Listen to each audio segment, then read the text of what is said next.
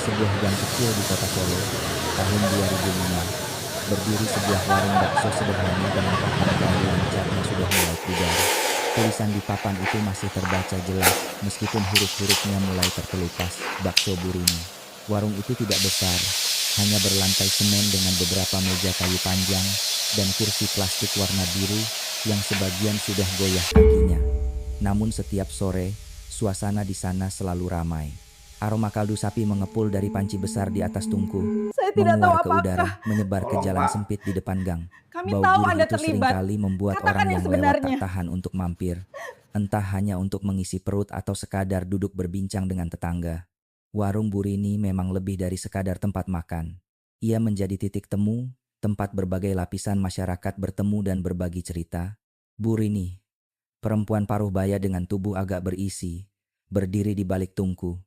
Wajahnya ramah meskipun kerut di dahinya sudah semakin jelas. Ia selalu melayani pembeli dengan senyum, tangan cekatan menuang kuah panas ke mangkok-mangkok yang antre di depannya. Senyumnya seringkali membuat pelanggan merasa nyaman, seakan kehangatan bakso itu berasal langsung dari hatinya. Di sampingnya ada seorang anak laki-laki berusia 14 tahun, Andi, anak semata wayangnya, dengan rambut lurus agak panjang dan tubuh yang mulai beranjak remaja. Andi sering membantu ibunya membereskan meja, mengantarkan pesanan, atau sekadar menyapa pembeli. Senyumnya polos, matanya berbinar setiap kali berhasil membuat ibunya tertawa di tengah kesibukan. Sore itu, seperti biasa, warung dipenuhi suara obrolan. Pak Budi, seorang pensiunan pegawai kereta api yang rumahnya tak jauh dari situ, duduk sambil menyeruput bakso. "Bu Rini, baksonya tambah enak saja. Kuahnya gurih sekali," katanya sambil mengangkat jempol. Bu Rini tersenyum. "Alhamdulillah kalau cocok, Pak. Saya masaknya pakai hati, bukan cuma pakai bumbu." Dari sudut lain, terdengar tawa riang Mbak Yuni, pedagang jamu gendong yang sering singgah untuk sekadar membantu Bu Rini saat warung ramai. "Ah, Bu Rini ini, rahasia dapurnya pasti banyak. Jangan-jangan ada jampi-jampi biar pelanggan betah," ujarnya bercanda. Andi terkekeh mendengar itu. "Kalau jampi-jampi, Mbak Yuni saja yang punya.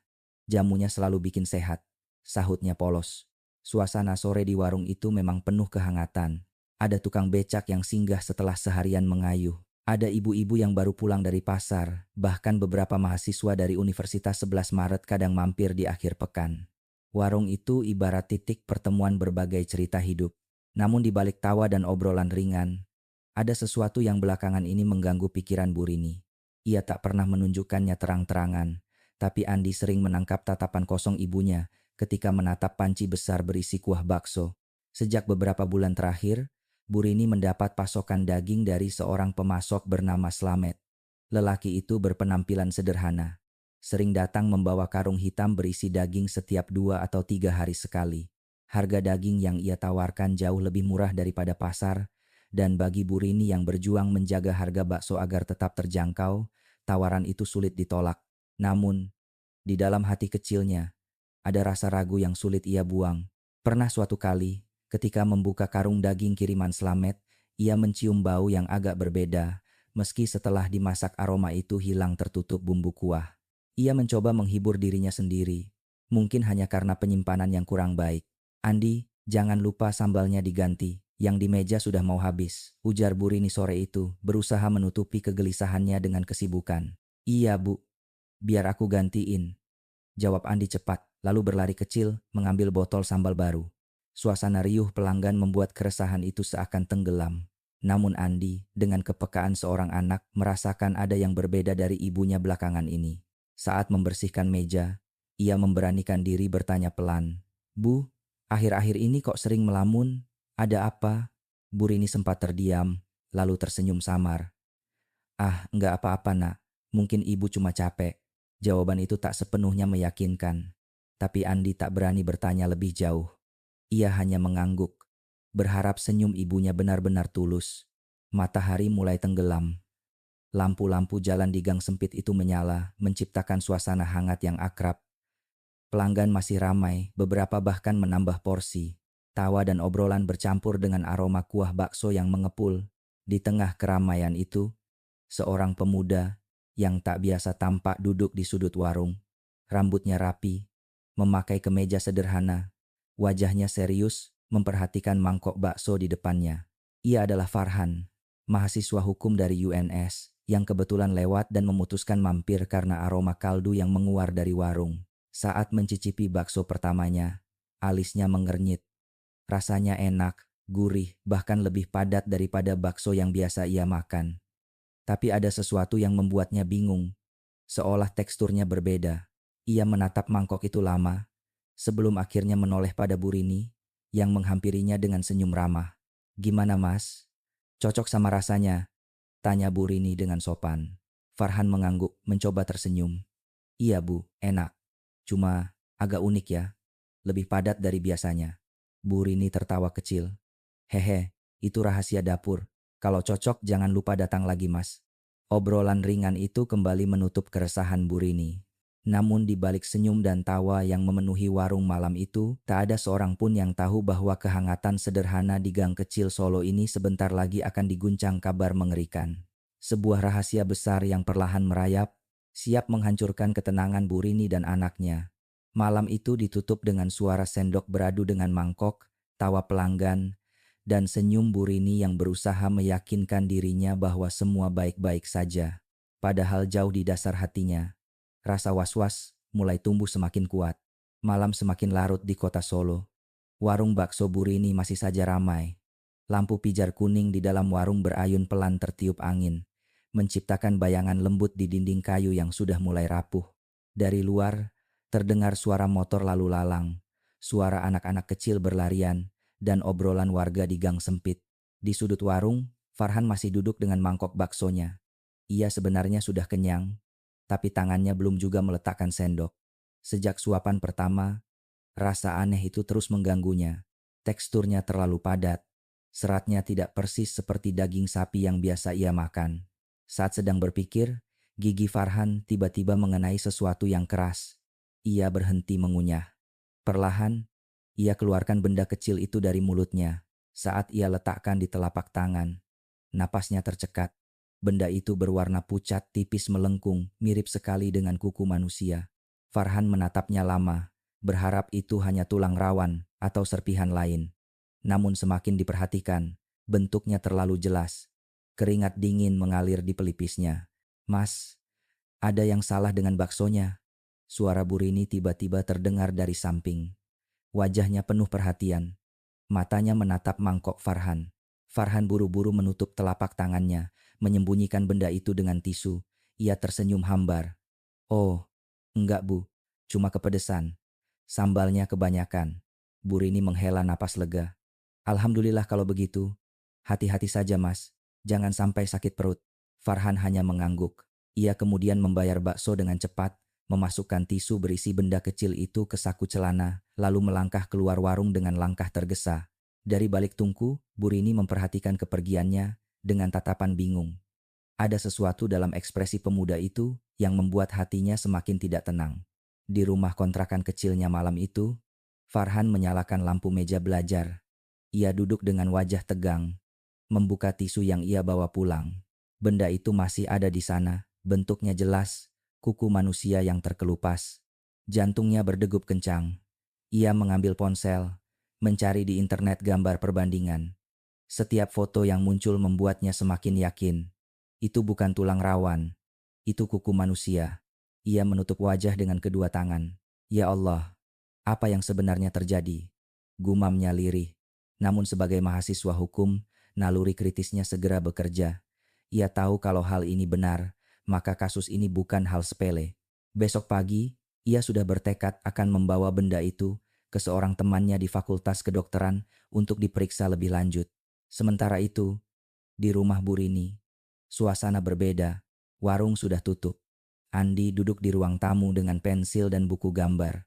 Ia menggambar sebuah mangkok besar berisi bakso dengan asap mengepul.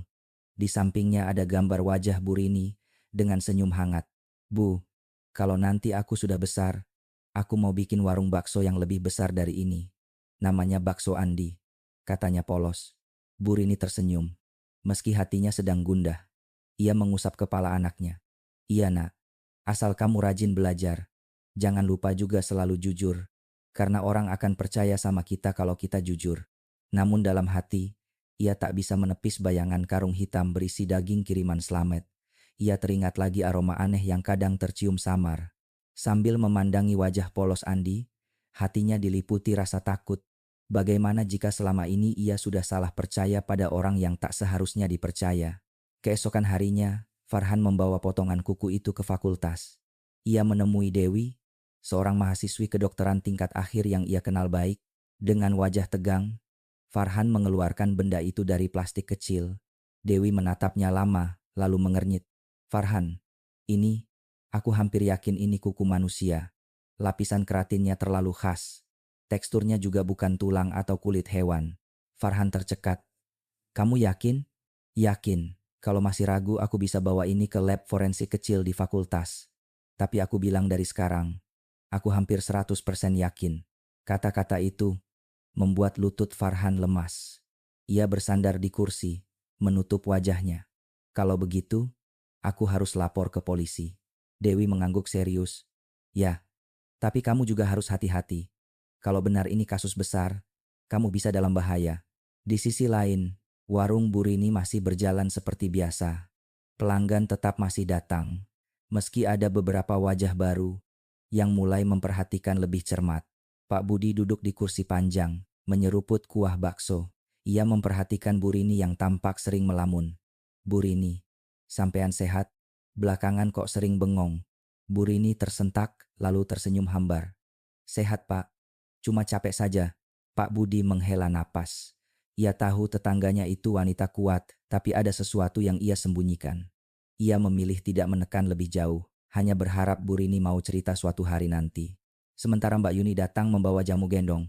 Bu, aku bikinin jamu kunir asem biar segar.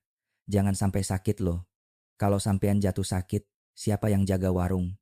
Katanya, sambil menyodorkan botol jamu. Bu Rini tersenyum kecil dan menerimanya. Matur nuwun, Mbak. Sampean baik sekali.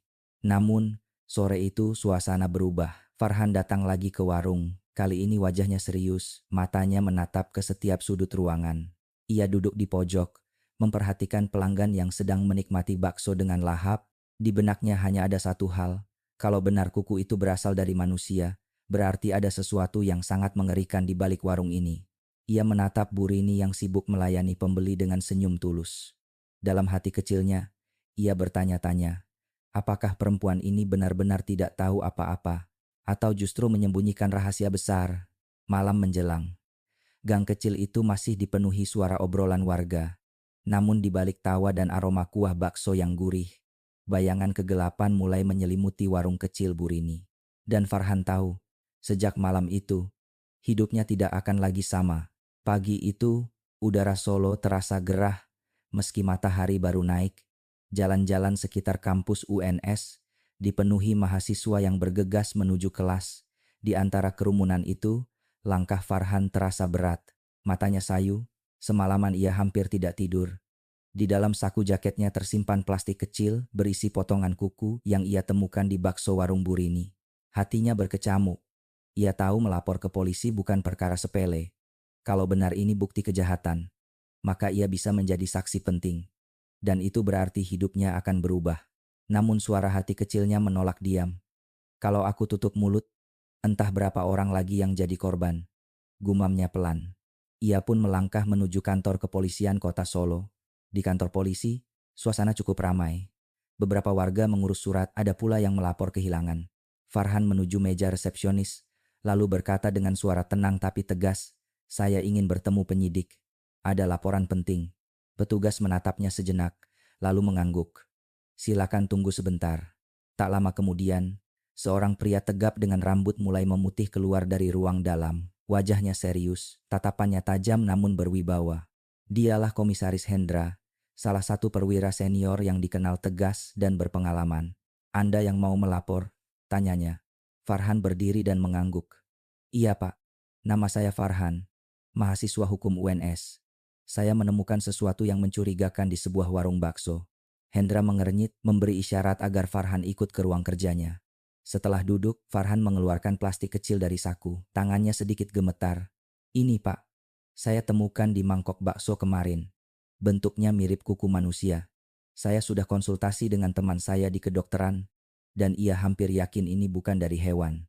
Komisaris Hendra membuka plastik itu, menatap benda kecil itu lama. Sorot matanya berubah, dari heran menjadi serius. Anda yakin ini dari warung bakso? Farhan mengangguk mantap. Iya pak, warung bakso Burini. Di gang kecil dekat pasar gede. Ruangan hening beberapa detik. Hendra kemudian menutup plastik itu dengan hati-hati. Kalau benar ini kuku manusia, kasus ini bisa mengguncang seluruh kota. Kita tidak boleh gegabah. Saya akan turunkan tim untuk memeriksa. Sore harinya, warung bakso Burini baru saja dibuka. Seperti biasa, beberapa pelanggan setia sudah datang. Pak Budi duduk di kursi panjang sambil bersenda gurau dengan Andi. Mbak Yuni membantu menuangkan minuman. Namun tiba-tiba suara deru mobil polisi berhenti di depan gang. Beberapa petugas turun, disusul sosok komisaris Hendra yang berjalan masuk dengan langkah mantap. Kehadirannya langsung menarik perhatian warga sekitar. Selamat sore Bu Rini, sapa Hendra dengan nada resmi. Kami dari kepolisian, mohon kerjasamanya. Kami ingin memeriksa dapur dan bahan makanan di sini. Wajah Bu Rini seketika pucat, tangannya bergetar memegang sendok sayur. Periksa pak, ada apa? Warung saya cuma jualan bakso, tidak ada apa-apa. Kami mendapat laporan dari masyarakat. Untuk memastikan, kami perlu memeriksa langsung. Mohon tenang, ini hanya prosedur. Jawab Hendra tenang, namun suaranya penuh wibawa. Andi berdiri di samping ibunya, matanya berkaca-kaca. Pak, ibu saya tidak salah. Ini cuma warung kecil. Hendra menatap bocah itu sebentar, lalu menoleh ke Bu Rini. Nak, jangan khawatir. Kalau memang tidak ada masalah, ibu dan kamu akan baik-baik saja. Polisi mulai masuk ke dapur. Mereka memeriksa panci besar berisi kuah, adonan bakso, serta beberapa karung daging yang baru saja dikirim Slamet pagi tadi. Bau daging segar bercampur dengan aroma bumbu dapur memenuhi ruangan. Seorang petugas mendekati Hendra. Pak, kita bawa beberapa sampel daging ini untuk diperiksa di laboratorium. Hendra mengangguk singkat. Benar, jangan ada yang tertinggal. Semua harus diperiksa. Melihat itu, Bu Rini semakin panik. Ia mencoba menjelaskan, suaranya bergetar. Pak, saya beli daging ini dari pemasok tetap. Namanya Slamet. Saya tidak pernah curiga apapun. Saya hanya ingin jualan supaya bisa hidup. Namun polisi tetap menjalankan tugasnya.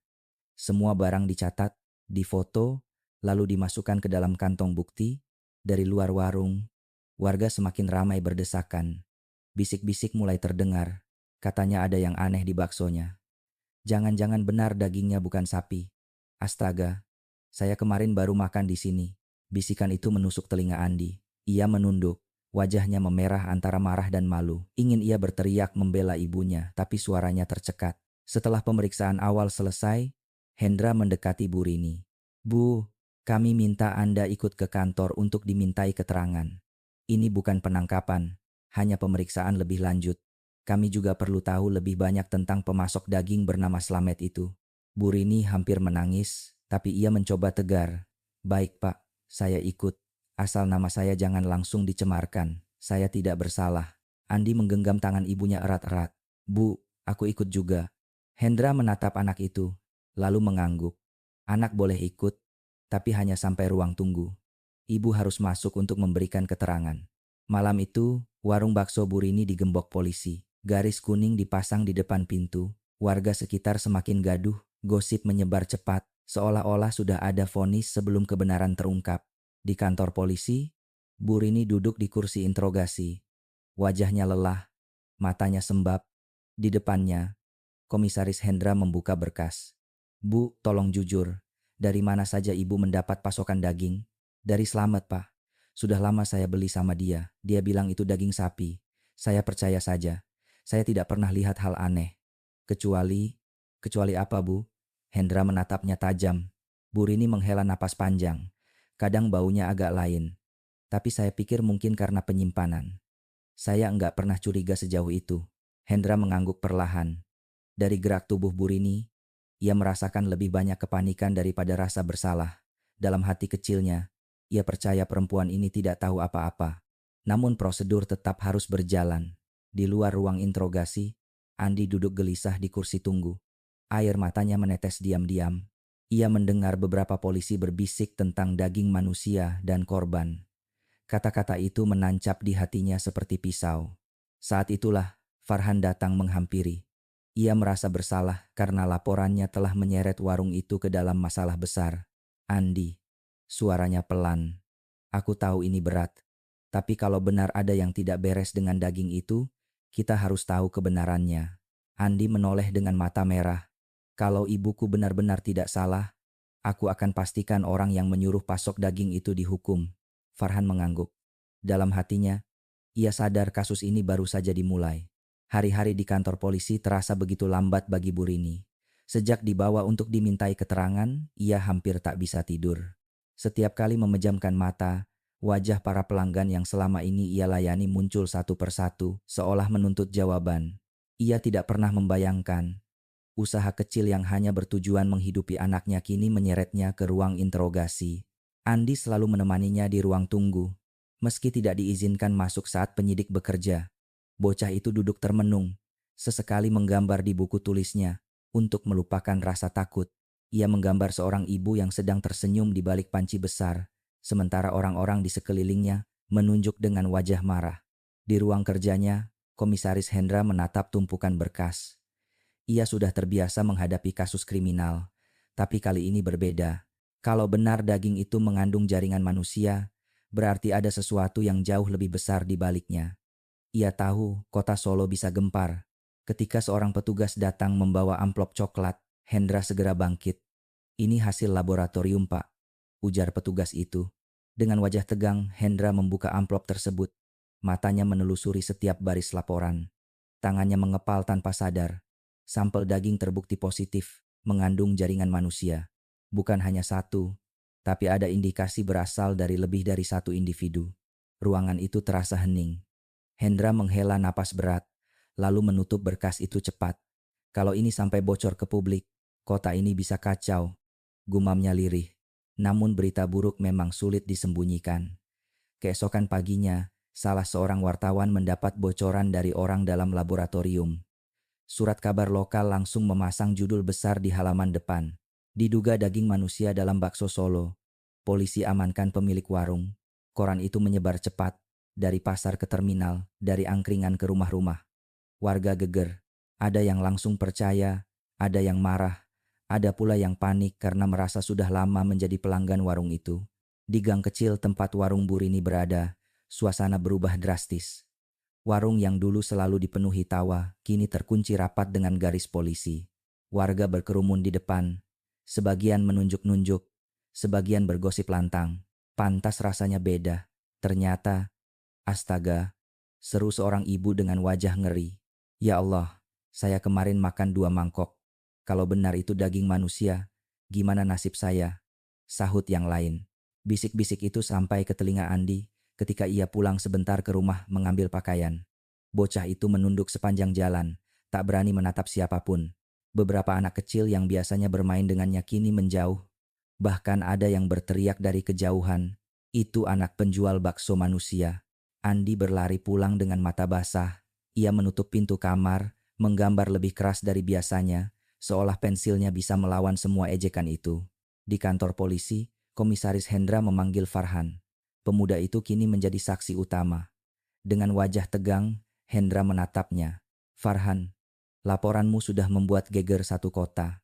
Sekarang masyarakat menekan kami untuk bertindak cepat," ujarnya tegas. Farhan menunduk, merasa bersalah. "Pak, saya tidak berniat membuat keributan sebesar ini. Saya hanya ingin kebenaran." Hendra menghela napas. "Justru karena kamu berani melapor, kasus ini bisa terbuka. Tapi kamu harus siap. Bisa jadi orang-orang di balik ini bukan orang sembarangan." Farhan menelan ludah. Dalam hatinya ia sadar, langkah kecil menyerahkan potongan kuku itu telah menyeretnya ke dalam pusaran masalah yang jauh lebih besar dari yang ia bayangkan. Malam itu, Bu Rini dipanggil kembali ke ruang interogasi. Wajahnya tampak pucat, matanya sembab karena menangis. Hendra meletakkan laporan laboratorium di hadapannya. "Bu Rini, hasil laboratorium jelas. Ada jaringan manusia dalam bakso yang Anda jual. Apa Anda masih ingin menyangkal?" Bu Rini terisak. "Demi Tuhan, saya tidak tahu apa-apa, Pak. Saya hanya beli daging dari Slamet. Dia bilang itu daging sapi. Saya percaya saja. Saya bahkan takut mendengar ini." Hendra menatapnya lama. Sorot matanya bukan sekadar curiga, melainkan juga bingung. Dari gerak tubuh Bu Rini, ia melihat lebih banyak ketakutan daripada rasa bersalah. Kalau begitu, Bu, Slamet adalah kunci. Bisa Anda ceritakan detail tentang orang itu? Dengan suara bergetar, Bu Rini menceritakan semuanya. Bagaimana Slamet selalu datang sore hari membawa karung hitam, bagaimana ia menjual daging dengan harga jauh lebih murah, dan bagaimana ia selalu terburu-buru setiap kali menyerahkan barang. Sementara itu, di sisi lain kota, Slamet duduk di sebuah rumah kontrakan kumuh. Televisi tua di sudut ruangan menayangkan berita tentang kasus warung bakso yang geger itu. Ia tersenyum tipis sambil menyalakan rokok. Jadi sudah sampai ke polisi, gumamnya. Kalau begitu, waktunya pindah tempat. Wajahnya tampak tenang, tapi matanya menyimpan kewaspadaan. Ia tahu cepat atau lambat polisi akan mencarinya. Namun Slamet bukan orang sembarangan. Di balik sosoknya yang tampak sederhana, ada jaringan besar yang melindungi pergerakannya. Keesokan harinya, kantor polisi dipenuhi wartawan. Mereka berdesakan di depan gerbang, menanyakan perkembangan kasus. Apakah benar pemilik warung sudah ditetapkan tersangka? Benarkah ada jaringan daging manusia di Solo? Komisaris Hendra berdiri di depan mereka, wajahnya kaku. Kami masih dalam tahap penyelidikan. Benar bahwa ditemukan jaringan manusia dalam sampel daging. Namun kami belum bisa memastikan siapa yang bertanggung jawab. Kami minta masyarakat tetap tenang dan tidak main hakim sendiri. Namun ucapan itu tak mampu meredam gejolak. Di luar kantor polisi, sekelompok warga berteriak menuntut agar Bu Rini dihukum. Sebagian bahkan berencana mendatangi rumahnya. Di ruang tunggu, Andi menggenggam tangan ibunya erat. Bu, kita bisa melewati ini. Ibu enggak salah. Aku percaya. Bu Rini hanya menahan air mata. Ia tahu, meski kebenaran suatu saat akan terungkap, jalan menuju ke sana penuh duri. Malam itu, di ruang kerjanya, Komisaris Hendra menatap peta kota Solo yang ditempeli foto-foto. Ada gambar warung Bu Rini, ada sketsa wajah Slamet, ada pula catatan laporan orang hilang yang jumlahnya semakin banyak. Ia bergumam pelan, ini bukan sekadar warung bakso, ini hanya pintu masuk menuju sesuatu yang jauh lebih gelap. Dan di luar sana, gosip warga terus membesar, seakan menjadi api yang membakar reputasi Bu Rini sebelum kebenaran benar-benar terungkap. Malam itu kota Solo diguyur hujan deras. Rintiknya menghantam atap seng rumah kontrakan Farhan. Pemuda itu duduk di depan meja belajarnya, menatap kosong pada buku hukum yang terbuka. Pikiran tentang kuku yang ditemukannya terus menghantui. Sejak laporan ke polisi, hidupnya tak lagi tenang. Ia sering merasa ada yang mengikutinya sepulang kuliah. Kadang ia mendengar suara motor berhenti sebentar di depan rumahnya, lalu pergi lagi. Malam ini, ketika ia membuka pintu untuk memastikan keadaan, ia mendapati sebuah batu kecil diletakkan di teras. Di atasnya ada secari kertas lusuh bertuliskan satu kata dengan huruf besar, "Diam." Farhan gemetar. Tangannya bergetar memegang kertas itu. Ia tahu ini bukan kebetulan. Itu peringatan. Seseorang di luar sana memperhatikannya. Di rumah lain, Bu Rini masih berusaha menenangkan diri setelah hasil laboratorium yang mengejutkan. Meskipun statusnya belum tersangka, tatapan curiga tetangga membuatnya serasa diadili setiap hari. Saat ia keluar membeli sayur di pasar, beberapa pedagang berbisik-bisik, itu Bu Rini, yang warungnya katanya jual bakso manusia. Ya Allah, kok tega sekali kalau benar. Bu Rini hanya menunduk. Tangannya gemetar menggenggam kantong belanja. Sesampai di rumah, ia berusaha tersenyum pada Andi. Ibu beli tempe sama sayur asem kesukaanmu. Namun Andi hanya diam. Bocah itu sudah mulai jarang bicara. Di sekolah, ia dibuli habis-habisan. Teman-temannya menjauh, beberapa bahkan mengejeknya terang-terangan. Itu anak penjual bakso manusia. Hati-hati, nanti kamu dikasih makan daging orang. Andi pulang dengan mata sembab. Malam itu, ia menggambar lagi di buku tulisnya. Sebuah gambar ibu dan anak berdiri di tengah kerumunan orang yang menunjuk dengan wajah marah. Ketika Bu Rini melihatnya, hatinya hancur. Ia memeluk anaknya erat. Nak, jangan dengarkan mereka. Ibu tahu ini berat, tapi kita harus kuat. Sementara itu, di kantor polisi, Komisaris Hendra menerima laporan baru dari timnya. Pak, sepertinya saksi bernama Farhan dalam bahaya. Ada tanda-tanda intimidasi di rumahnya, ujar seorang anak buah. Hendra mengernyit. Kalau begitu, pasang pengawasan. Jangan sampai dia disentuh. Kalau saksi hilang, Kasus ini bisa mandek. Perintah segera dijalankan. Dua polisi berpakaian sipil ditempatkan tak jauh dari rumah Farhan untuk berjaga. Namun Hendra sadar, musuh yang mereka hadapi bukan kriminal kecil. Slamet mungkin hanya ujung tombak. Ada organisasi besar yang akan melakukan apapun untuk menutup mulut saksi. Di tempat lain, Slamet duduk di sebuah rumah kontrakan sempit dengan lampu redup. Di sekelilingnya, ada beberapa pria berbadan kekar. Mereka bukan sekadar bawahan, melainkan rekan yang sama-sama terikat dalam jaringan gelap. Saksi itu harus diam. Kalau perlu, buat dia hilang, kata salah satu pria dengan suara berat. Slamet tersenyum tipis. Tenang saja, anak itu hanya orang biasa. Sedikit ancaman sudah cukup, tapi kalau polisi makin dekat, kita harus bergerak cepat. Pria besar itu menatap tajam. Jangan lupa, kalau kau gagal, bukan cuma polisi yang mencarimu. Kita juga tidak akan segan. Untuk pertama kalinya, wajah Slamet menegang. Ia sadar dirinya hanyalah pion dalam permainan yang jauh lebih besar.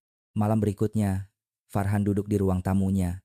Lampu sengaja dipadamkan agar rumah tampak gelap dari luar. Ia hanya menyalakan lilin kecil di meja. Jantungnya berdegup cepat setiap kali terdengar suara motor lewat. Tiba-tiba ada ketukan pelan di pintu. Tok, tok, tok. Farhan menahan napas. Ketukan itu tidak terdengar seperti tetangga yang datang. Perlahan ia mendekat. Tangannya gemetar meraih gagang pintu. Namun sebelum membukanya, ia mendengar bisikan samar dari luar.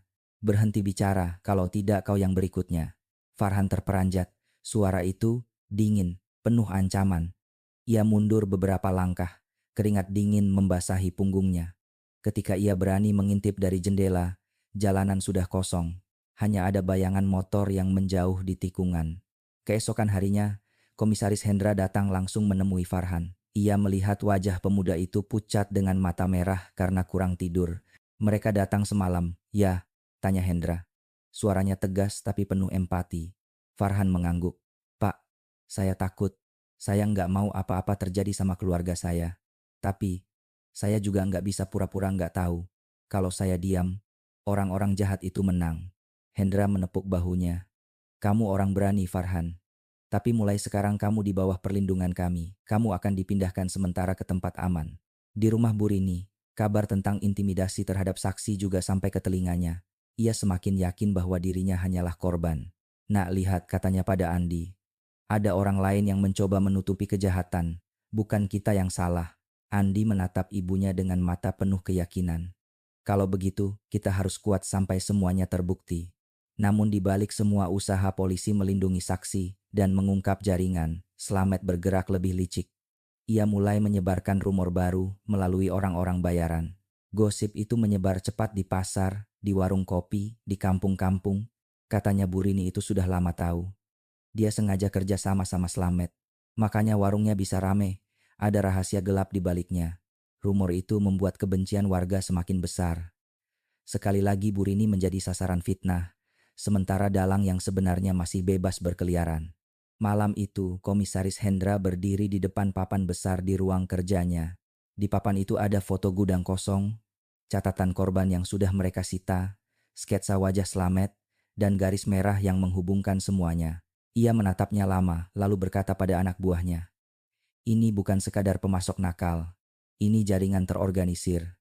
Kalau kita tidak segera membongkarnya, semakin banyak orang akan jadi korban." Di luar sana, hujan masih turun deras. Di sebuah rumah sederhana, Burini menatap anaknya yang tertidur dengan wajah murung. Ia berdoa lirih, "Ya Allah, lindungi kami. Jangan biarkan anakku hancur karena fitnah ini." Sementara itu, di balik kegelapan kota, Slamet merencanakan langkah berikutnya. Dan untuk pertama kalinya, ia sadar bahwa permainan ini sudah semakin berbahaya, bukan hanya untuk dirinya, tapi untuk semua orang yang terlibat. Malam itu udara Solo terasa berat. Awan gelap menggantung rendah, dan kabut tipis turun menyelimuti jalanan menuju pinggiran kota. Komisaris Hendra memimpin sebuah operasi kecil berdasarkan petunjuk yang diberikan Burini tentang Slamet. Menurutnya, Slamet pernah menyebut soal gudang tua dekat rel kereta di wilayah pinggiran. 3 mobil polisi bergerak pelan, lampunya dipadamkan. Hanya suara ban yang berderit di atas kerikil menemani perjalanan. Para petugas bersenjata lengkap duduk tegang di kursinya. Hendra di mobil depan menatap peta lusuh dengan sorot mata penuh konsentrasi. Kita masuk dari dua arah, ujarnya tegas lewat radio. Jangan gegabah, kalau benar gudang itu markas mereka, kita bisa menemukan sesuatu yang besar. Gudang itu tampak sunyi ketika mereka tiba. Cat dindingnya mengelupas, pintunya berkarat, dan rumput liar menjalar hingga ke depan. Dari luar, bangunan itu terlihat seperti bangunan tak terpakai. Namun Hendra tidak tertipu. Ia memberi aba-aba dengan tangan. Formasi, masuk perlahan. Dua polisi mendekat, mencoba membuka pintu. Ternyata pintu itu tidak terkunci. Dengan pelan mereka mendorongnya, dan suara derit logam memecah keheningan malam. Bau amis langsung menyergap hidung, membuat beberapa petugas menutup mulut dengan kain. Senter diarahkan ke dalam. Di ruangan luas itu, tersusun karung-karung hitam. Sebagian robek, menebarkan aroma anyir yang menusuk. Salah satu polisi memberanikan diri membuka salah satu karung. Seketika ia terlonjak mundur. "Pak, ini bukan daging sapi." Hendra mendekat, wajahnya mengeras. Di dalam karung itu tampak potongan daging berwarna pucat bercampur dengan darah beku. Bentuknya terlalu aneh untuk disebut hewan. Salah satu petugas lain berbisik, "Astaga, ini manusia, Pak." Ruangan mendadak hening. Semua menahan napas, menyadari bahwa yang mereka hadapi jauh lebih kejam daripada dugaan. Namun tak lama setelah itu, suara keras terdengar dari sudut ruangan. "Klik, Pak, ada jam digital di sini." Seru seorang polisi menunjuk ke arah kotak kecil di pojok. Angkanya berkedip merah. Hendra segera sadar. Semua keluar, cepat, itu bom waktu. Belum sempat semua bergerak jauh. Ledakan menggelegar. Api menjalar cepat. Karung-karung hitam beterbangan. Dan serpihan kayu melesat ke udara. Beberapa polisi terlempar. Sebagian berteriak menahan luka. Hendra terdorong ke tanah. Telinganya berdenging, tapi ia segera bangkit. "Jangan panik, semua keluar sekarang." Dengan tubuh berlumur debu, para petugas menyeret rekannya yang terluka keluar. Gudang tua itu kini dilalap api. Bukti-bukti yang bisa menjerat sindikat hancur terbakar. Dari kejauhan, di atas motor butut yang diparkir di balik pohon besar, Slamet menyaksikan ledakan itu dengan senyum tipis. Rokok di tangannya mengepul, matanya dingin. Bagus. Polisi cuma dapat asap. Bukti lenyap. Dan mereka makin bingung, gumamnya. Namun seorang pria berbadan besar di sampingnya tidak ikut tersenyum. Wajahnya keras, suaranya berat. "Kamu terlalu ceroboh, Slamet. Polisi sudah sampai sejauh ini. Kalau organisasi di atas kita tahu, nyawamu lebih murah dari daging yang kau jual." Untuk pertama kalinya, Slamet terdiam. Senyum tipisnya pudar. Ia sadar dirinya hanyalah pion kecil dalam permainan yang jauh lebih berbahaya. Keesokan harinya, media ramai memberitakan ledakan gudang misterius di pinggiran Solo.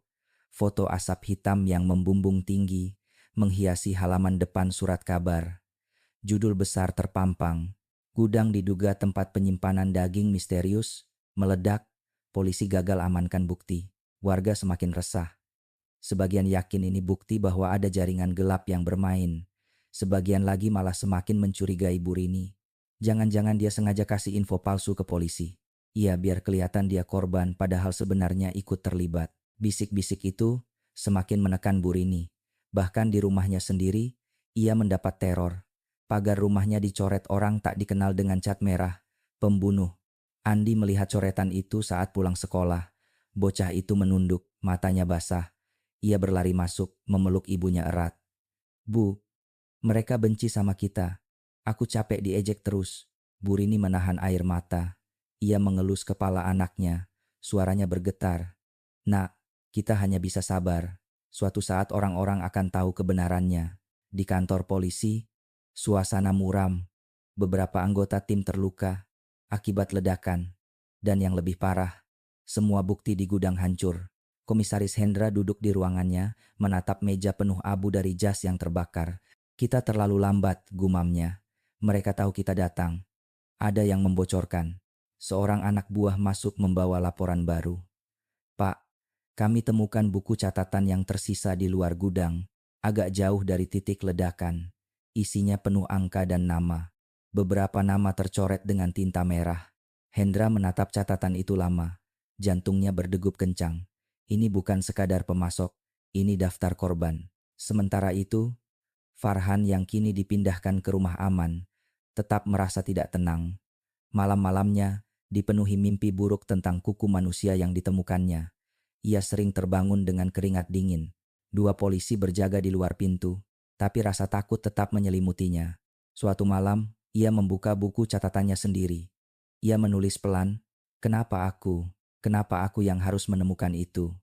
Tapi kalau bukan aku, mungkin tidak ada yang tahu. Mungkin lebih banyak orang hilang tanpa jejak." Kalimat itu membuatnya sadar. Perannya mungkin kecil, tapi sangat penting. Di sisi lain kota, Slamet menyalakan ponselnya yang sudah lama mati. Ia menerima pesan dari seseorang dengan nama Sandi Awe. Pesannya singkat, "Polisi sudah terlalu dekat. Bersihkan jejak, jangan biarkan saksi hidup." Slamet menggenggam ponselnya erat, matanya menatap ke arah jalan gelap di luar jendela. Dalam hati ia bergumam, "Kalau begitu, Farhan harus dibungkam." Malam ini juga, di markas polisi, Komisaris Hendra menatap papan penyelidikan sekali lagi. Foto-foto korban hilang, wajah Slamet, coretan nama-nama, garis merah menghubungkan semuanya. Ia bergumam lirih. Permainan mereka semakin berbahaya, dan untuk mengungkapnya, kita harus siap kehilangan lebih banyak dari sekadar bukti. Malam itu udara Solo pekat, hanya ditemani suara jangkrik dari sawah yang membentang tak jauh dari rumah aman tempat Farhan tinggal. Dua polisi berjaga di luar pintu, mata mereka awas, meski rasa kantuk sesekali mengintai. Farhan sendiri duduk di meja kecil, menatap kosong ke arah jendela yang buram oleh embun. Sejak dipindahkan ke tempat itu, ia sulit tidur. Bayangan kuku manusia yang ditemukannya masih jelas diingatan. Ia menuliskan semua yang ia alami di buku catatannya, berharap kelak itu bisa jadi bukti tambahan. Namun malam ini, perasaan was-was lebih kuat dari biasanya. Tiba-tiba listrik rumah padam. Suasana berubah gelap total. Farhan terlonjak. "Pak, lampunya mati," ujarnya lirih. Dari luar terdengar suara polisi yang berjaga. "Tenang, mungkin aliran listrik terganggu." Namun sebelum sempat mereka memeriksa, terdengar suara krak. Dari arah pagar, bayangan hitam melompati tembok dengan cepat. Dua polisi langsung siaga. "Siapa itu?" "Berhenti." Terdengar suara tembakan peringatan, tapi bayangan itu justru bergerak lebih cepat. Dua orang berpakaian hitam menerobos masuk lewat pintu belakang. "Diam atau mati," bisik salah satu sambil menodongkan pisau. Farhan panik, jantungnya berdentum keras. Ia mundur perlahan, punggungnya menempel ke dinding. Otaknya berputar cepat. Ia teringat sedikit latihan bela diri dasar yang pernah ia pelajari dari polisi. Tidak banyak, tapi mungkin cukup untuk memberi kesempatan kabur. Saat pria itu lengah, Farhan menendang meja kecil hingga terbalik dan menabrak mereka. Pisau terlepas, ruangan ricuh. Farhan berlari menuju jendela, menghantam kaca dengan tubuhnya hingga pecah. Pecahan kaca melukai tangannya, darah mengalir, tapi ia terus berlari keluar rumah. "Kejar dia!" teriak salah satu pria berpakaian hitam.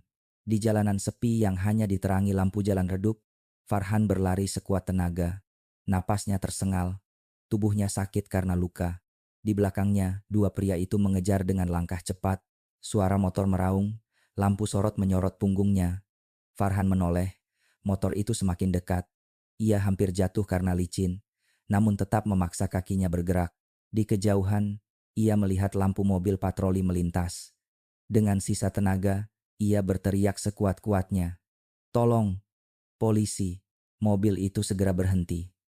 Dua polisi keluar dengan sigap, menodong senjata ke arah para pengejar. Berhenti. Para pria berpakaian hitam itu panik, lalu melompat kembali ke motor dan kabur ke arah tikungan gelap. Farhan terjatuh di pinggir jalan. Tubuhnya lemah, tangannya penuh darah.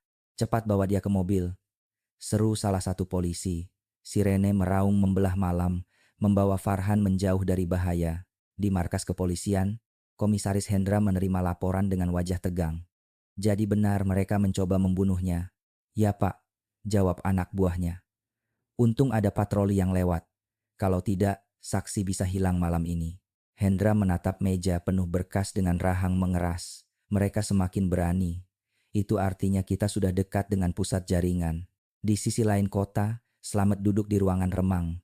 Wajahnya pucat ketika menerima kabar bahwa Farhan selamat. Ia membanting gelas ke lantai. Bodoh, kenapa gagal lagi?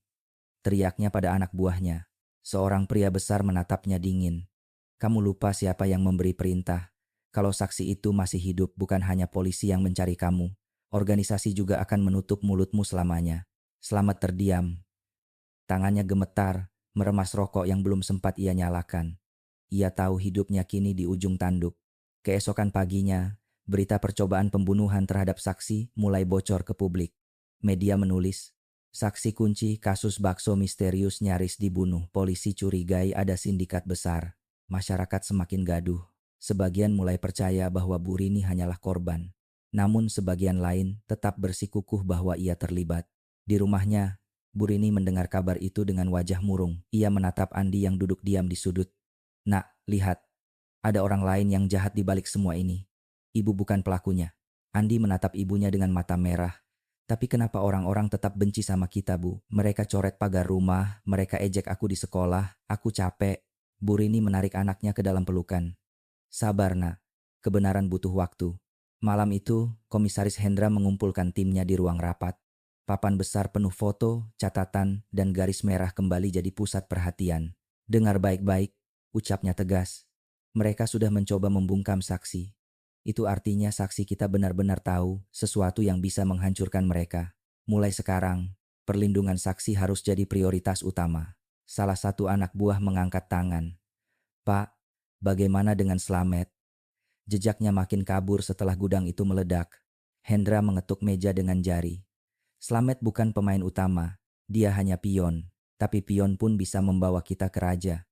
Kita harus temukan dia sebelum mereka berhasil kabur lebih jauh. Farhan kini dirawat di rumah sakit kecil milik polisi. Tangannya dibalut perban, tubuhnya masih lemah, tapi pikirannya jernih. Komisaris Hendra datang menjenguk. Kamu sudah lakukan hal besar, Nak. Kalau tadi kamu tidak berani melawan, mungkin sekarang kamu sudah tidak ada. Farhan menatap ke arah komisaris, suaranya lirih tapi mantap. Pak, saya tidak akan mundur. Kalau saya berhenti sekarang, mereka menang. Saya akan jadi saksi sampai akhir. Hendra menatapnya lama, lalu mengangguk. Keberanianmu mahal sekali, Farhan. Ingat, kamu tidak sendirian. Di balik bayangan malam, Slamet menerima pesan lagi dari nomor yang sama. Awe, kamu gagal. Segera perbaiki atau bersiap hilang. Slamet menutup ponsel dengan wajah pucat.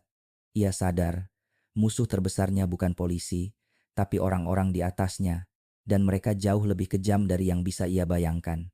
Pagi itu, langit Solo tampak kelabu. Hujan semalam masih menyisakan genangan di jalanan kecil, dan udara lembab membuat suasana makin muram. Di rumahnya, Bu Rini duduk di ruang tamu menatap kosong. Di luar, suara anak-anak kecil terdengar bermain, namun beberapa di antaranya melontarkan ejekan.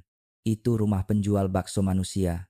Hati-hati, nanti dimakan sama ibunya Andi. Suara itu menancap di telinga. Andi yang mendengar langsung menutup telinganya dengan kedua tangan. Ia berlari masuk ke kamar, wajahnya merah karena menahan tangis. Bu Rini menahan napas panjang lalu menyusul anaknya. Ia menemukan Andi duduk di pojok kamar sambil merobek gambar-gambarnya sendiri. Kertas-kertas itu bertebaran di lantai, penuh coretan orang-orang marah. Kenapa mereka semua benci sama kita, Bu? Padahal kita nggak salah. Suara Andi pecah. Bu Rini meraih pundaknya. Nak, sabar. Orang hanya melihat dari luar. Mereka tidak tahu kebenarannya. Namun dalam hati, Bu Rini mulai goyah.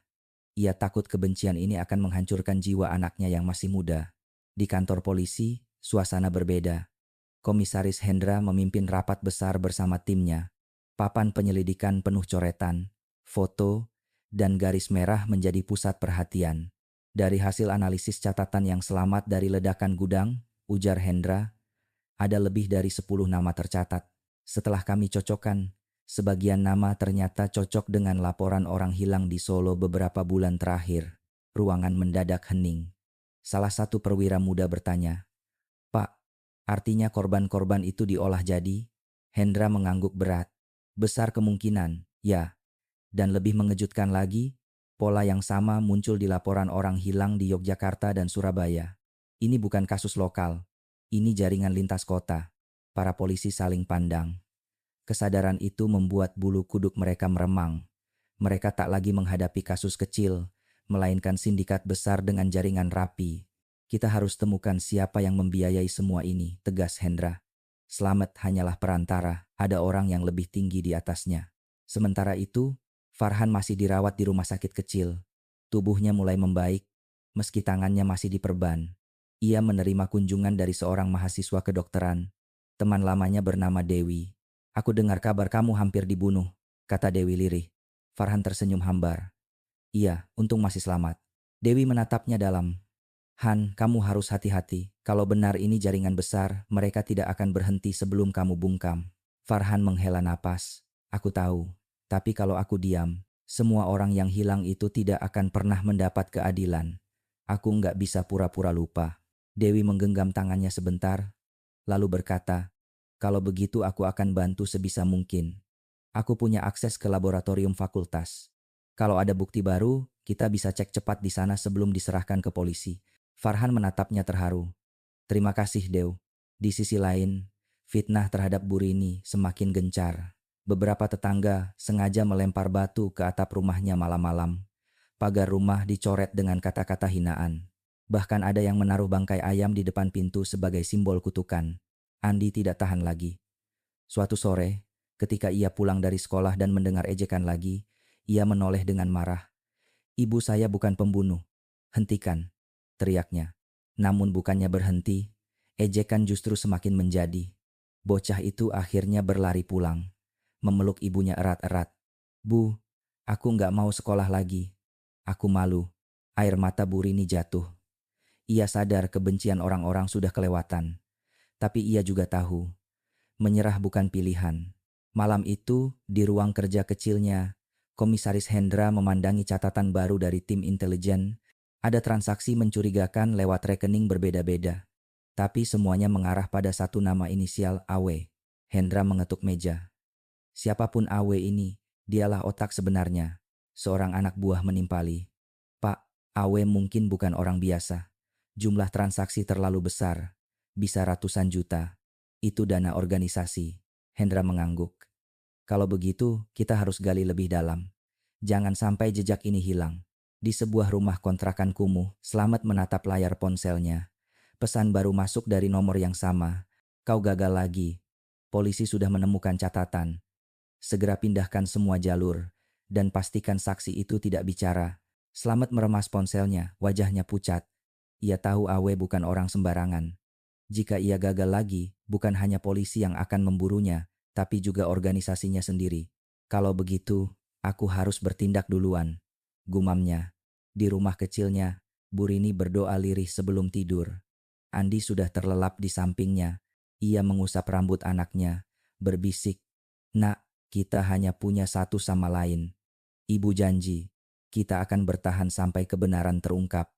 Namun di luar sana, kegelapan semakin pekat. Ada langkah-langkah asing yang mengintai, ada bisikan-bisikan gosip yang semakin mematikan. Dan jauh di atas semua itu, bayangan sindikat dengan kekuatan besar mulai tampak jelas. Siang itu suasana kantor kepolisian Solo lebih sibuk dari biasanya. Telepon berdering tanpa henti, laporan masuk silih berganti. Komisaris Hendra berdiri di depan papan besar yang kini penuh dengan foto, peta, dan catatan hasil penyelidikan. Garis-garis merah menghubungkan Solo, Yogyakarta, dan Surabaya membentuk pola yang semakin jelas. Dari data orang hilang di 3 kota ini, polanya sama, ujar Hendra sambil menunjuk peta. Mereka hilang dalam rentang 2 minggu sekali, selalu setelah ada laporan daging murah masuk ke pasar. Salah satu anak buah mengangkat tangan. Pak, artinya distribusi mereka lintas kota. Ada jalur logistik yang mereka gunakan. Hendra mengangguk. Ya, dan kita sudah punya petunjuk mobil hitam yang terekam CCTV di dekat gudang lama sebelum meledak. Plat nomornya terdaftar atas nama perusahaan logistik di Surabaya. Tapi setelah dicek, perusahaan itu hanya alamat fiktif. Ini perusahaan cangkang. Ruangan hening. Semua menyadari betapa besar kasus yang mereka hadapi. Mulai malam ini, kita bekerja sama dengan kepolisian Yogyakarta dan Surabaya.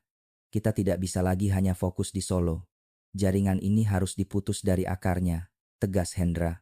Sementara itu, di sebuah kontrakan sempit di pinggiran kota, Slamet duduk gelisah. Rokok di tangannya terbakar setengah, asapnya mengepul tanpa ia hirup. Wajahnya pucat. Di depannya, seorang pria besar dengan tatapan dingin duduk bersila. Kamu bikin ribut, Slamet. Suara pria itu berat. Polisi sudah temukan jejak. Nama kita hampir tercium. Slamet mencoba tenang, meski keringat dingin membasahi pelipisnya. Tenang, aku sudah sebar rumor. Orang-orang masih percaya Burini pelaku utama. Polisi mungkin tahu lebih banyak, tapi publik masih menganggap dia bersalah. Pria itu tidak tersenyum. Kalau polisi sampai dapat bukti transaksi, kita tamat. Ingat, jaringan ini bukan cuma di Solo. Kita punya jalur sampai luar kota. Jangan sampai semuanya hancur hanya karena kelalaianmu. Slamet menunduk. Untuk pertama kalinya, ia sadar posisinya tidak aman. Ia tidak hanya diburu polisi, tapi juga bisa dilenyapkan oleh orang-orang dalam organisasinya sendiri. Di rumah kecilnya, Burini mencoba menjalani hari seperti biasa. Tapi sejak gosip semakin liar, ia jarang keluar rumah. Malam sebelumnya, seseorang melempar batu ke jendela dapurnya. Pecahan kaca berhamburan di lantai. Andi terbangun ketakutan, memeluk ibunya erat-erat. Bu, mereka benci banget sama kita. Sampai rumah kita pun dilempari. Burini menahan tangis. Ia berusaha kuat di depan anaknya, meski hatinya remuk. Nak, kita tidak boleh kalah. Ibu yakin suatu hari kebenaran akan muncul. Namun, ketakutan itu makin nyata. Ia merasa ada mata-mata yang terus mengawasinya, baik di pasar maupun di jalan sempit dekat rumahnya. Di rumah sakit, Farhan mulai pulih dari luka-lukanya. Komisaris Hendra datang menjenguk, membawa kabar terbaru. Farhan, kasus ini sudah melebar. Kami temukan bukti bahwa jaringan ini beroperasi lintas kota. Kamu mungkin akan kami pindahkan lagi ke tempat yang lebih aman. Risiko semakin besar. Farhan menatapnya mantap. Pak, saya siap. Saya sudah melangkah sejauh ini. Kalau mundur sekarang, sia-sia semua. Hendra menepuk bahunya. Keberanianmu penting. Tapi ingat, mereka akan mencoba lagi. Nyawamu taruhan. Sore harinya, berita baru muncul di televisi lokal. Polisi perluas penyelidikan kasus daging misterius. Diduga ada jaringan lintas kota. Kabar itu membuat warga semakin resah. Di pasar, pedagang-pedagang kecil gelisah. Beberapa warung bakso sepi karena orang takut makan daging. Fitnah terhadap Burini pun semakin menjadi-jadi. Itu semua gara-gara Burini, teriak seorang ibu di pasar. Kalau bukan karena dia, kasus ini enggak akan terbongkar. Dia pasti ikut main. Kata-kata itu sampai ke telinga Andi ketika ia ikut ibunya belanja. Bocah itu hanya menunduk, air matanya jatuh diam-diam. Malam itu, Komisaris Hendra duduk di ruangannya, menatap catatan transfer mencurigakan. Semua mengarah pada satu inisial, Awe. Siapapun Awe ini, dia pemain besar. Gumamnya, seorang polisi muda masuk, membawa map baru. Pak, ada laporan tambahan. Mobil hitam yang kita lacak ternyata rutin keluar masuk Solo setiap 2 minggu sekali. Jalurnya selalu menuju ke arah Surabaya. Hendra mengernyit. Itu jalur distribusi mereka. Kalau begitu, kita harus siapkan penyergapan. Tidak boleh gagal lagi. Di sisi lain kota, Slamet menerima pesan lagi dari Awe. Polisi semakin dekat. Bersihkan jejak. Dan pastikan saksi tidak selamat. Slamet menutup ponselnya dengan wajah pucat. Ia sadar waktunya semakin sedikit. Jika gagal lagi, bukan hanya polisi yang mengincarnya. Awe sendiri bisa mengirim orang untuk menghabisinya. Malam itu, Burini duduk di ruang tengah memeluk Andi yang mulai terlelap. Di luar, hujan turun deras. Suara gemericik air menutupi bisikan gosip dan ejekan yang biasanya terdengar dari tetangga. Ia berdoa lirih, "Ya Allah, lindungi aku dan anakku. Jangan biarkan kami hancur oleh fitnah yang bukan milik kami." Namun di luar sana, ancaman semakin nyata. Sebuah motor berhenti pelan di depan rumahnya. Seorang pria berjaket hitam menatap tajam ke arah pintu rumah. Tatapannya bukan sekadar ingin tahu itu, tatapan seseorang yang sedang mengukur target. Malam itu, langit Solo gelap tanpa bintang. Lampu jalan berkelip redup, diselimuti kabut tipis sisa hujan sore. Di sebuah pos rahasia dekat pintu tol, Komisaris Hendra berdiri dengan jaket hitam dan earphone komunikasi menempel di telinga. "Semua unit siap di posisi?" tanyanya. Suara-suara terdengar dari alat komunikasi. "Siap, Pak. Jalur utara sudah ditutup." "Siap, Pak. Jalur selatan aman." Hendra menatap jam tangannya. Sudah hampir tengah malam. Menurut laporan intel, Mobil hitam yang menjadi jalur distribusi sindikat akan melintas menuju Surabaya malam itu. Begitu mobil muncul, jangan gegabah, tunggu aba-aba saya, tegas Hendra. Di rumah aman, Farhan duduk resah. Ia sudah diberitahu rencana penyergapan. Dua polisi berjaga di luar kamarnya, namun pikirannya tidak tenang. Ia tahu sindikat tidak akan tinggal diam. Ketika lampu mendadak berkelip-kelip seperti mau padam, jantung Farhan berdegup kencang. Ia menoleh ke jendela, bayangan seseorang bergerak cepat di luar. "Pak, ada yang aneh," teriaknya. Namun sebelum salah satu polisi sempat bereaksi, kaca jendela pecah dihantam batu. Farhan spontan merunduk. Dari luar terdengar suara bisikan tajam. "Diam, atau kau mati malam ini." Sementara itu di pintu tol, sebuah mobil hitam akhirnya muncul dari kejauhan. Plat nomornya cocok dengan data CCTV yang dimiliki polisi. Mobil melaju pelan, seolah tidak menyadari bahwa sudah ada mata-mata yang menunggu. Target terlihat. Jarak 500 meter, lapor salah satu polisi. Hendra mengangkat tangannya. "Semua unit siaga. Jangan ada yang bergerak sebelum saya beri aba-aba." Detik-detik terasa lambat. Angin malam membawa hawa dingin, membuat semua orang tegang. Mobil itu semakin dekat. Namun tiba-tiba, sopirnya menoleh ke kiri kanan, seperti menyadari sesuatu. Sekejap kemudian, mobil itu menambah kecepatan, melaju kencang. "Kejar!" teriak Hendra. Sirene meraung membelah malam. Mobil polisi mengejar dari belakang, sementara unit lain mencoba memblokir dari depan. Di rumah aman, Farhan berusaha tetap tenang. Dua pria bertopeng sudah berhasil masuk. Salah satunya menodongkan pisau ke arah polisi yang berjaga, sementara yang lain mendekat ke arah Farhan. "Diam atau kami habisi kau di tempat," bisik pria itu. Farhan mencoba berpikir cepat. Ia ingat sedikit latihan bela diri yang pernah diajarkan polisi. Dengan sekuat tenaga, ia menendang meja kecil hingga terbalik menimpa pria bertopeng itu. Pisau terlepas. Ruangan ricuh seketika. Farhan berlari ke arah jendela yang pecah, lalu nekat melompat keluar meski tubuhnya tergores kaca. Ia jatuh terguling di halaman. Darah mengalir dari tangannya, tapi ia terus berlari ke jalanan sepi. Suara langkah kaki mengejarnya semakin dekat. Di jalan tol, kejar-kejaran makin sengit. Mobil hitam melaju zigzag, berusaha kabur lewat jalur alternatif. Namun polisi sudah menutup semua akses keluar. Hendra mengambil radio. "Jangan sampai lolos. Kalau perlu tembak ban." Salah satu polisi melepaskan tembakan tepat ke ban belakang. Mobil hitam oleng, hampir terbalik, lalu menabrak pembatas jalan dengan keras. "Semua unit, maju!" Polisi segera mengepung. Senjata diarahkan ke mobil. "Turun, angkat tangan," teriak Hendra. Dua pria di dalam mobil mencoba melawan, tapi akhirnya menyerah. Saat pintu dibuka, pemandangan mengerikan, membuat semua orang bergidik. Bagasi mobil dipenuhi kotak pendingin, berisi potongan daging terbungkus plastik tebal, sebagian masih berbau formalin.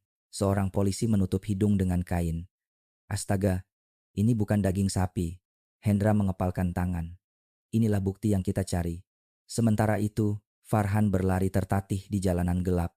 Nafasnya tersengal, darah menetes dari lengannya. Dari kejauhan, ia melihat lampu mobil polisi yang sedang berpatroli. Dengan sisa tenaga, ia berteriak sekuat-kuatnya. "Tolong, polisi." Mobil itu berhenti mendadak. Dua polisi keluar dan segera menghampirinya. "Farhan, apa yang terjadi?" Farhan terjatuh, hampir pingsan. Dengan suara terbata ia berkata, mereka mau bunuh saya." Polisi langsung mengangkatnya masuk ke mobil, membawanya pergi dengan sirene meraung. Para pengejar yang melihat itu buru-buru kabur, sadar misi mereka gagal. Di pintu tol, Komisaris Hendra berdiri di depan mobil hitam yang hancur. Wajahnya tegang, tapi matanya menyala penuh tekad. "Ini baru permulaan," gumamnya. "Jaringan mereka jauh lebih besar. Tapi malam ini, kita sudah menang satu langkah." Namun ia tahu, kemenangan kecil ini akan membuat sindikat semakin nekat. Mereka pasti tidak akan tinggal diam. Di sisi lain kota, Slamet menerima kabar penangkapan mobil hitam. Wajahnya pucat, tangannya bergetar. Bagaimana bisa mereka tertangkap? Desisnya marah. Anak buahnya hanya menunduk ketakutan. Slamet menghantam meja dengan tinju. "Kalau polisi sudah pegang bukti, habis kita. Kita harus balikan keadaan. Kalau mereka punya saksi, kita habisi saksi itu." Ia meraih ponsel, menekan nomor yang hanya ia hafal. Suaranya dingin. Siapkan orang-orang. Target utama kita sekarang hanya satu Farhan. Dia harus bungkam sebelum persidangan. Fajar baru saja merekah ketika Komisaris Hendra memimpin rapat darurat. Di papan besar ruang komando, terpajang foto-foto mobil hitam yang berhasil mereka tangkap semalam. Kotak pendingin berisi potongan tubuh membuat semua orang masih bergidik ngeri. Dari hasil interogasi dua sopir itu, ujar Hendra, mereka hanya mengaku sebagai pengantar. Barang selalu diambil dari sebuah gudang di kawasan pelabuhan lama. Mereka tidak pernah masuk, hanya menerima paket yang sudah siap. Seorang perwira muda bertanya, "Pak, apakah kita yakin mereka jujur?" Hendra menghela napas. Mereka ketakutan setengah mati. Saya rasa mereka hanya pion. Tapi informasi soal gudang itu penting. Kita tidak bisa mengabaikannya. Ia lalu menunjuk peta kota. Malam ini kita operasi ke pelabuhan lama, tapi semua harus waspada. Bisa jadi itu jebakan. Sementara itu, di rumah kecilnya, Bu Rini duduk termenung sambil menggenggam tangan Andi. Berita di televisi terus menayangkan kabar penangkapan mobil hitam, tapi sebagian media tetap menyebut namanya sebagai pemilik warung yang diduga terlibat. Andi menunduk, wajahnya muram. "Bu, kalau semua bukti sudah ada di mobil itu, kenapa mereka masih bilang ibu yang salah?" Bu Rini menahan air mata. "Nak, kebenaran memang butuh waktu. Tapi percayalah, suatu hari nanti, orang akan tahu ibu tidak bersalah." Andi mengangguk pelan, meski hatinya masih penuh luka.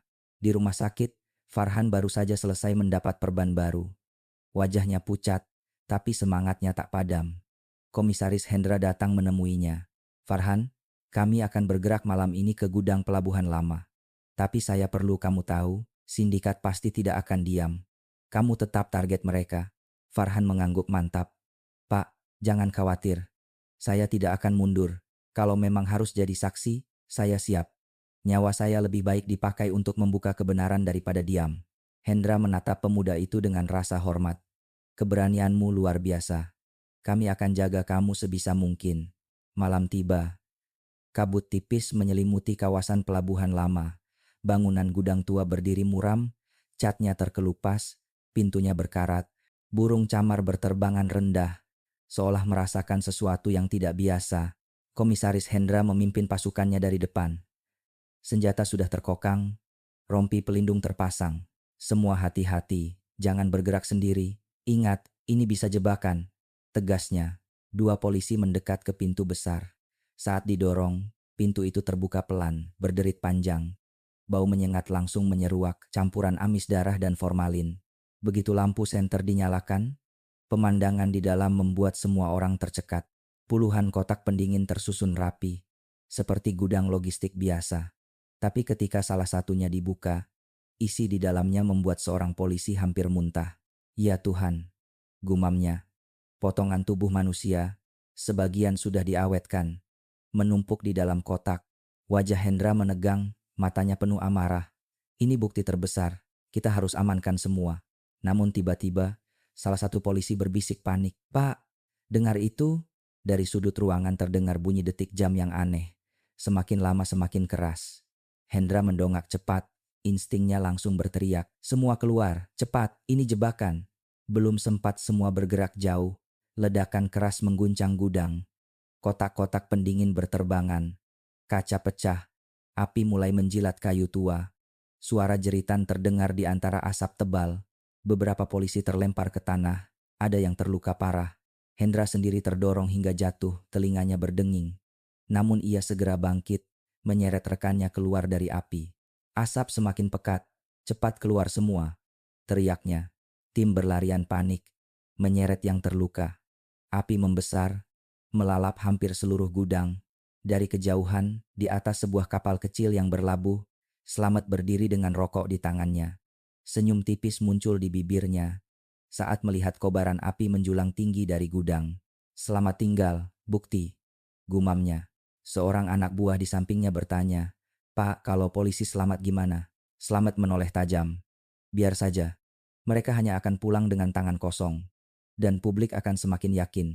Semua ini hanya cerita. Yang penting, saksi itu tidak boleh hidup." Keesokan paginya, berita tentang kebakaran besar di pelabuhan lama memenuhi layar televisi. Kamera menyorot asap hitam yang membumbung tinggi, sementara mobil pemadam sibuk memadamkan sisa api. Seorang presenter membacakan berita dengan nada serius. Operasi polisi di Pelabuhan Lama gagal. Semua bukti habis terbakar. Hingga kini, polisi belum memastikan siapa dalang utama di balik jaringan ini. Di rumahnya, Burini lemas mendengar kabar itu. Ia menutupi wajahnya dengan tangan. Tubuhnya bergetar. Andi memeluk ibunya erat-erat. "Bu, jangan takut. Pasti masih ada jalan. Kita harus percaya sama Pak Hendra." Burini menangis dalam diam. Harapannya terasa seperti benang tipis yang bisa putus kapan saja. Di kantor polisi, Komisaris Hendra berdiri di depan puing gudang yang masih berasap. Wajahnya penuh debu, luka kecil menghiasi pelipisnya. Ia mengepalkan tangan dengan rahang mengeras. "Selamat, kau berhasil kali ini," gumamnya lirih. "Tapi aku janji, aku akan kejar kau sampai ke ujung dunia." Hujan deras mengguyur Solo malam itu. Di markas kepolisian, Komisaris Hendra duduk di ruang komando, menatap peta kota yang penuh garis merah. Gudang pelabuhan lama sudah jadi abu, tapi dari sisa catatan yang sempat mereka amankan sebelum ledakan, ada satu titik baru. Sebuah rumah sewaan di pinggiran kota. "Kita fokus ke tempat ini," tegas Hendra kepada timnya. "Menurut informasi, Slamet pernah terlihat di sana. Dia kunci utama. Kalau dia tertangkap, kita bisa buka siapa Awe sebenarnya." Para polisi mengangguk, wajah mereka tegang. Semua tahu perburuan ini semakin berbahaya. Di sisi lain, Slamet duduk di sebuah kamar sempit dengan wajah muram. Asap rokok mengepul, matanya merah karena kurang tidur. Televisi tua di depannya menayangkan berita tentang kebakaran gudang. Polisi gagal, bukti hancur, suara presenter terdengar jelas. Namun Slamet tidak merasa lega. Ia tahu polisi tidak akan berhenti. Dan lebih menakutkan lagi, Awe pasti sedang mengawasinya. Seorang anak buah masuk tergesa. "Pak, ada kabar. Polisi sudah mulai mencari ke daerah sini. Mungkin mereka sudah tahu kontrakan ini." Slamet memukul meja keras. "Sial. Kita harus pindah malam ini juga. Dan ingat, saksi itu Farhan tidak boleh hidup. Kalau dia sampai bicara di pengadilan, tamat kita semua." Di rumah aman, Farhan duduk di kursi sambil menulis sesuatu di buku catatannya. Tulisan tangannya bergetar, tapi kata-katanya tegas. "Kalau aku mati, ini semua buktiku. Jangan biarkan mereka lolos." Ia menutup buku itu dan menyelipkannya di bawah bantal. Dua polisi berjaga di luar kamar, tapi rasa takut masih menghantuinya. Malam itu, ia bermimpi buruk. Dirinya dikejar oleh bayangan hitam tanpa wajah, sambil mendengar suara-suara orang berteriak dari dalam kotak pendingin. Ia terbangun dengan keringat dingin, jantung berdegup kencang. Di rumah kecilnya, Burini mencoba tetap tegar. Namun tekanan dari tetangga semakin menjadi. Ada yang menuliskan kata "pembunuh" dengan cat merah di pagar rumahnya. Andi melihat tulisan itu pagi-pagi, lalu menangis. "Bu, kenapa mereka tega banget? Padahal ibu enggak salah."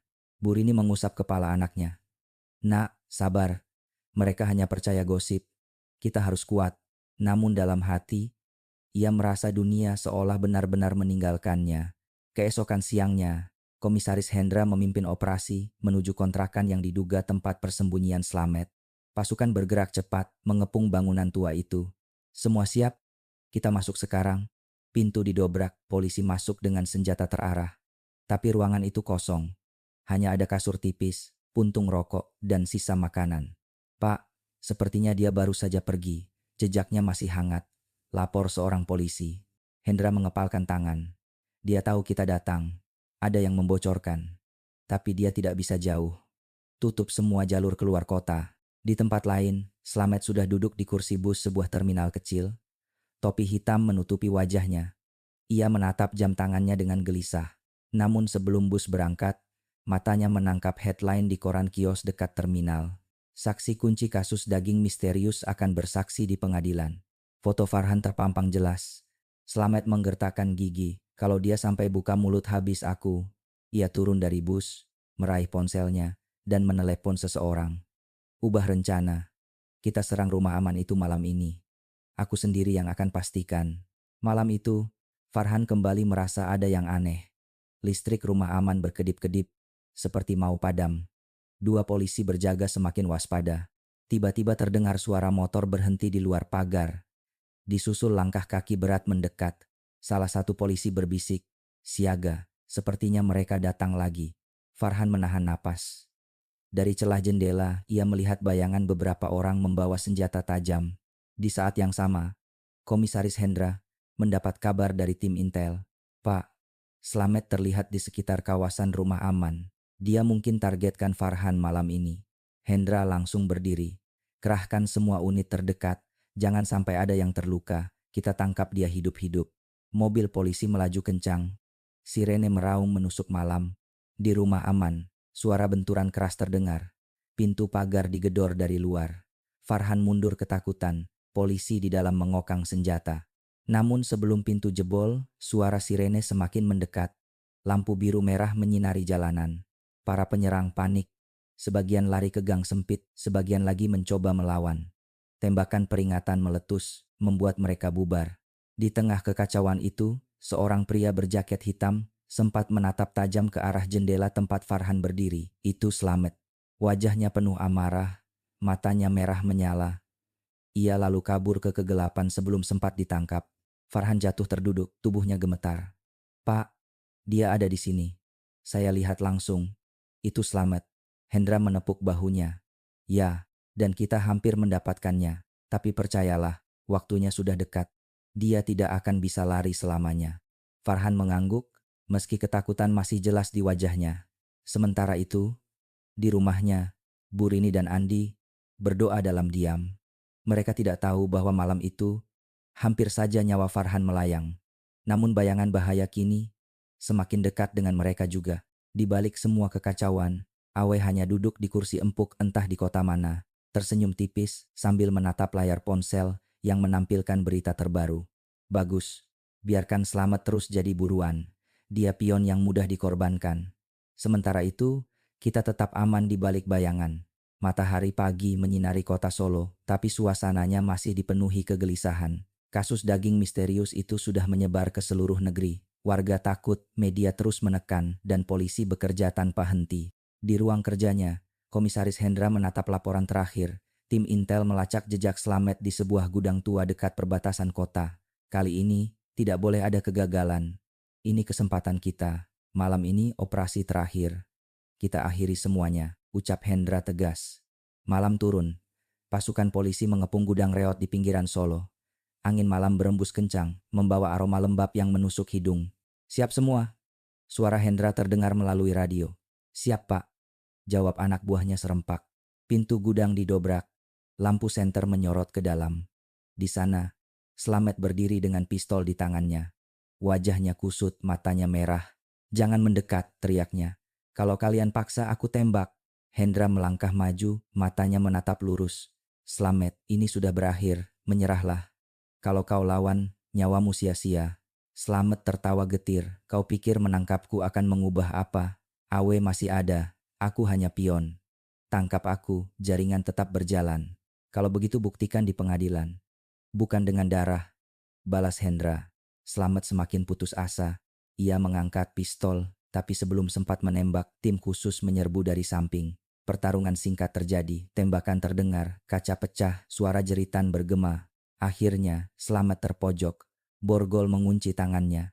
Ia terjatuh, napas terengah, wajah penuh amarah. "Kalian pikir menang? Ini baru permulaan," gumamnya sebelum dibawa keluar.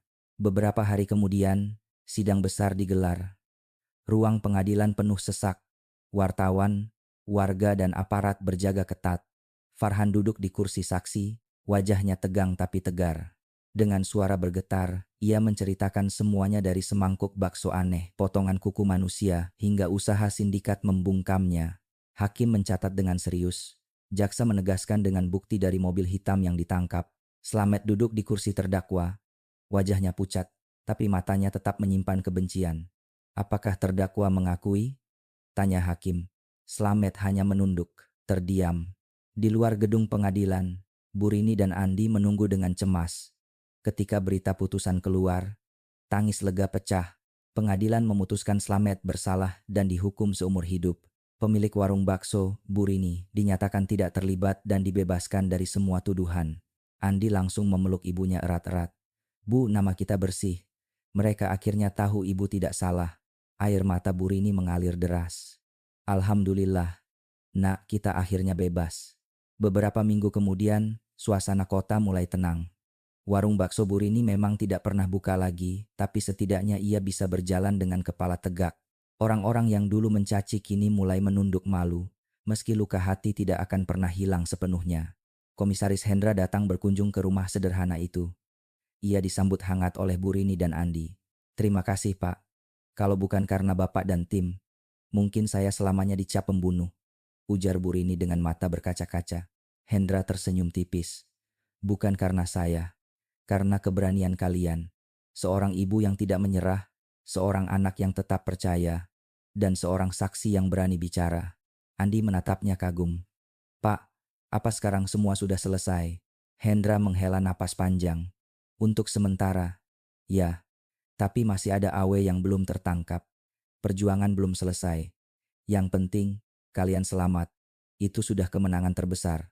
Malam itu, setelah semua tenang, Bu Rini duduk di beranda rumah. Ia menatap langit penuh bintang, sambil memeluk Andi yang tertidur di pangkuannya. Dalam hati, ia berbisik, hidup memang penuh cobaan. Kadang fitnah lebih kejam dari kenyataan.